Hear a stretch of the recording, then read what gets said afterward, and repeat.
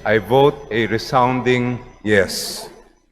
Andiyan na po, nakita natin lahat ang smoking guns, ang bilyon-bilyones na perang dumaan sa accounts ni Vice President Sara Duterte sa kabila ng milyones lang na dineklara sa kanyang salin.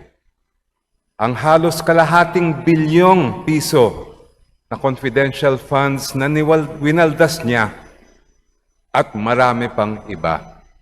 I could go on and on, Mr. Speaker. Ngayon, panahon na panagutin ang nagkasala. Ito ay para sa ating mga manggagawa na araw-araw kumakayod para may pantustos sa kanilang mga pamilya, sa mga kabataang naghahangad ng mas maayos at tapat na pamahalaan. At para sa lahat ng Pilipino na pagod na sa katiwalian. The House is ready to prosecute, Mr. Speaker, Your Honors. To Vice President Sara, see you in the impeachment court.